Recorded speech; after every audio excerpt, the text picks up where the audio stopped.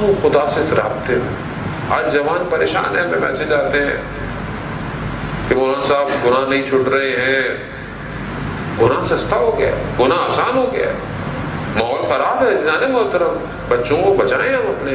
ہمیں پتا ہونا چاہیے میرا بیٹا بیٹھتا ہے لیپ ٹاپ پر, موبائل پر, بچی ہے کیا کر رہی ہے. اتنا نہ اندھا اعتماد نہیں کریں, کیونکہ وہ بچہ ہے, بہرحال وہ اس دنیا کے بھے میں بہ سکتا ہے. آپ اس کو پیار سے سمجھا سکتے ہیں.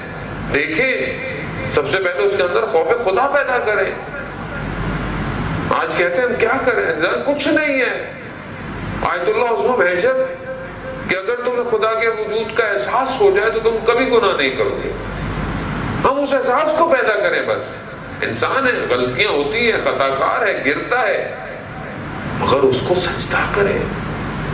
جب بھی انسان گناہ کی طرف ہو وضو کرے, 2 رکعت نماز پڑھ لے, اس کی بارگاہ میں ہاتھ اٹھائے. آیت اللہ فروغی کہتے ہیں کہ ہر گھنٹے میں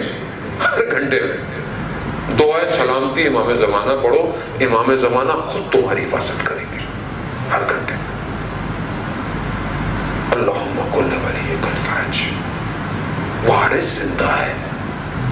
جب تم ہر وقت اس کی طرف اپنی رجوعات کرو گے, وہ خود تمہارے لیے ان اثرات کو مرتب ہی نہیں ہونے دے گا جو تمہیں گناہ کی طرف لے کے جائے.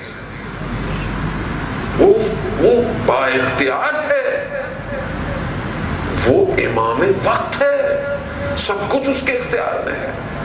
لیکن اپنی توجہ کو تو بڑھاؤں نا اس کی طرف. کتنا میں اس پہ توجہ کر رہا ہوں, کتنی توجہ ہے. میری توجہ نہیں ہے عزیزان محترم اس طرح جس طرح ہونی چاہیے. مغفرت کا 10 دن بھی گزر نہ جائیں اور اس سے پہلے خدا نہ خواستہ میری مغفرت نہ ہو, شب قدر آئے اور میرے گناہ معاف نہ ہو عزیزان محترم.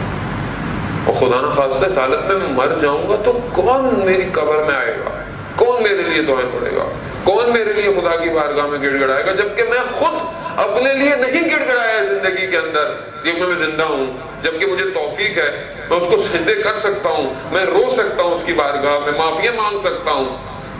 لیکن میں اپنی زندگی میں نہیں مانگ رہا معافیاں, تو میرے بعد کون میرے لیے معافیاں مانگے گا؟